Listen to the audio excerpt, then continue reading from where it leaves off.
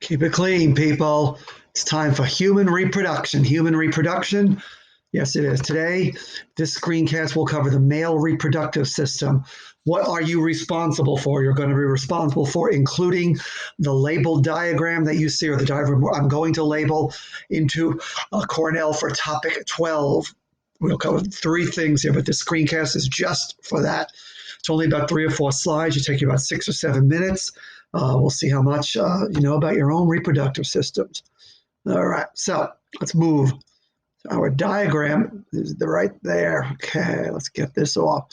And there it is, the side view of the male reproductive system.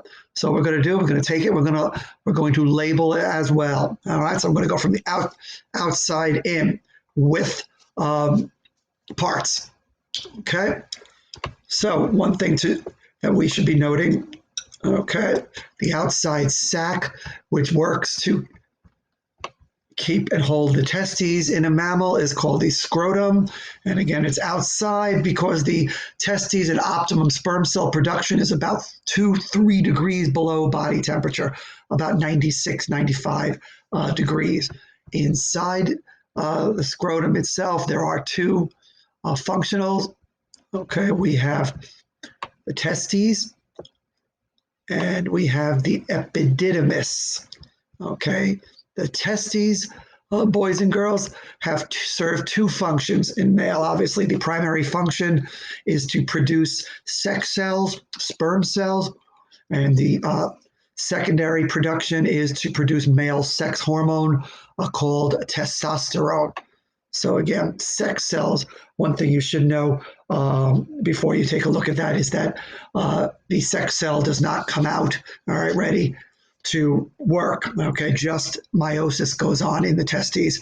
The epididymis stores that maturing sperm cells, allows them to mature and get ready to be able to fertilize an egg. All right, once ready to go, sperm cells begin to move through this long in relationship to other tubes, long tubes out of and then back into the male body. And that is a tube called the vas deferens. Someone might have remember or have heard of a vasectomy. Well, this is what is affected by a vasectomy.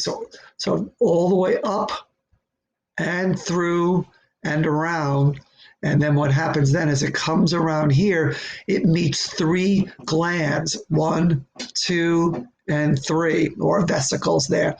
All right. And you see, we'll label 1, which I don't see my labeling there for it, but I'm going to look.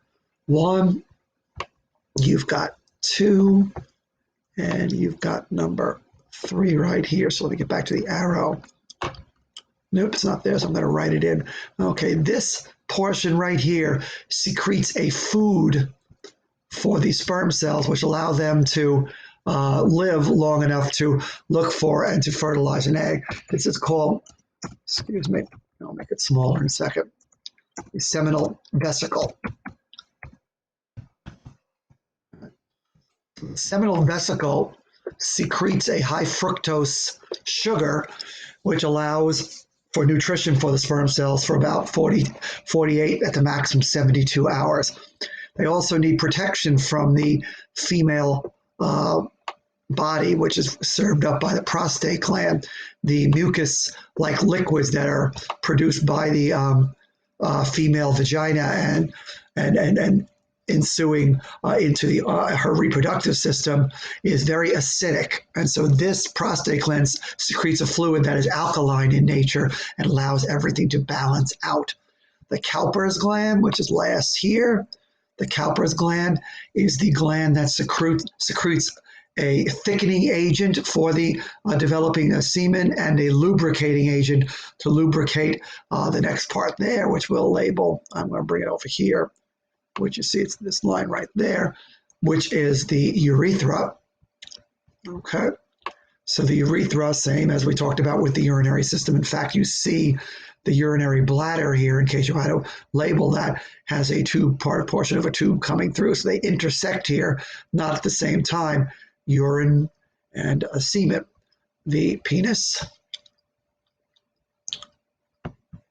Okay, we can put anywhere here within that. All right. Not only does the urethra contain, excuse me, sorry, get rid of that.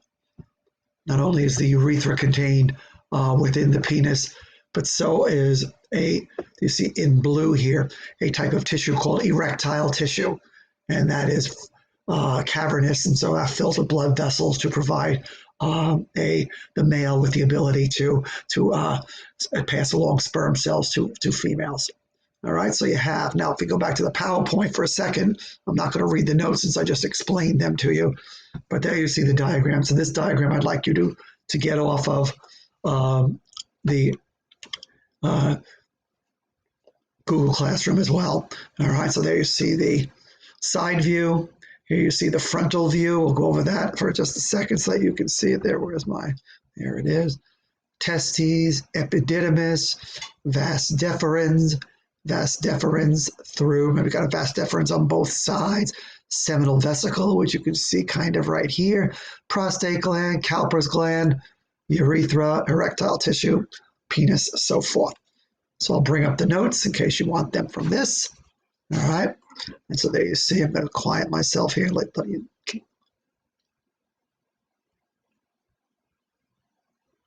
Okay, you can pause this to get the notes into your notebook. So that ends the male reproductive system.